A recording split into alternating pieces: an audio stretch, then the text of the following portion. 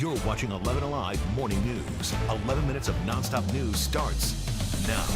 Kicking off your 11 minutes of nonstop news with an update on your rainy commute. It has been a mess and really coming down, Chesley. It's been a while. Yeah, it's been a while since we had that much needed rainfall, and you can see on the radar now a lot of that rain starting to shrink as far as area goes.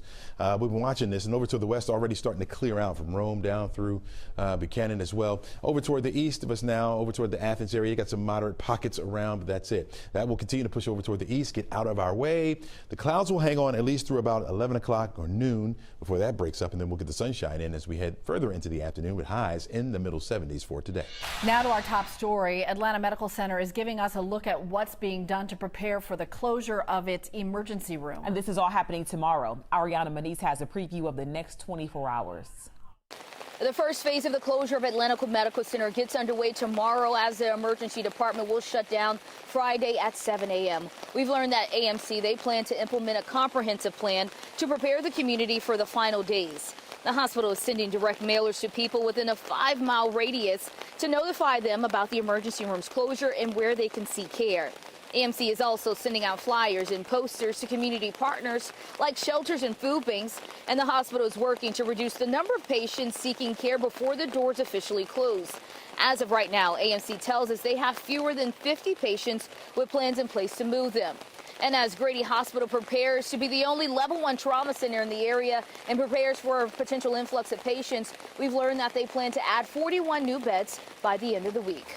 Back to you. Ariana, thank you. 6:50 now. Here's a look at some other top headlines. Today is rapper Gunna's next shot in his fight to get out of jail ahead of a trial. He has a bond hearing later this afternoon. The rapper, whose real name is Sergio Kitchens, was one of dozens indicted on RICO charges earlier this year. He's been in the Fulton County Jail since his arrest in May. In a statement, his lawyer tells us he hopes the court will agree to release Gunna on a reasonable bond. Opening statements are expected to start today in the federal trial against suspended Clayton County Sheriff Victor Hill. Hill's accused of violating the rights of several jail detainees. They claim he strapped them into restraint chairs for hours.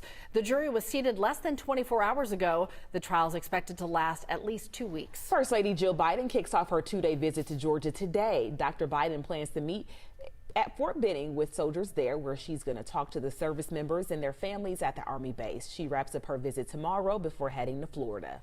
The Braves are tied with the Phillies heading into Game 3 of the NLDS. This is the best-of-5 series. The next matchup tomorrow at Citizens Bank Park in Philadelphia. You are taking a live look at the U.S. Capitol, where in just a few hours, a House committee investigating the Capitol attack will hold its final public hearing. It's going to be like closing arguments just before the midterms. NBC's Bree Jackson has the latest. Good morning. An aide for the January 6th committee says there will be a particular focus on former President Trump's state of mind and his involvement in efforts to overturn 2020 election results. So far, the House committee investigating the deadly insurrection has conducted more than 1,000 interviews with 100 known subpoenas issued. The committee plans to hammer home its case that former President Trump played a central role in inciting the rioters who stormed the U.S. Capitol.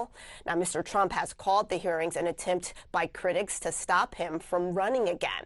Now, the committee could also include during today's hearing details about their interview, a closed-door interview they did with Ginny Thomas. That's the wife of Supreme Court Justice Clarence Thomas. She reportedly sent text messages and emails urging efforts to overturn 2020 election results. In Washington, I'm Bree Jackson. Back to you.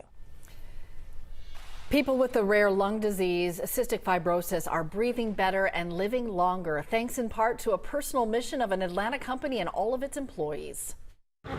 A vest shakes Brax to clear mucus from his lungs, part of his daily routine, along with a lot of pills. It's medicine that did not exist a few years ago. And that's all possible because of people like the Choates. They started Choate Construction in Atlanta in 1989 and started raising money for cystic fibrosis research.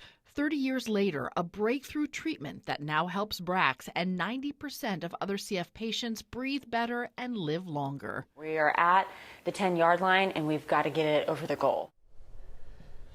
Well, looking at temperatures by noon, now we will have a few clouds left over and not worry about the rain. That'll be out of here by then. You're looking at 71 degrees, will be temperature by noon.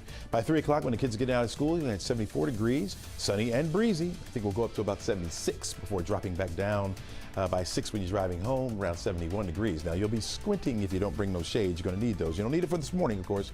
Your windshield wipers will help you out. But once you get to the afternoon, the sun will break out. It'll be a bit breezy, a bit cooler behind the front for your Friday. We'll drop back down to the low 70s. And then heat back up over the weekend into the 80s.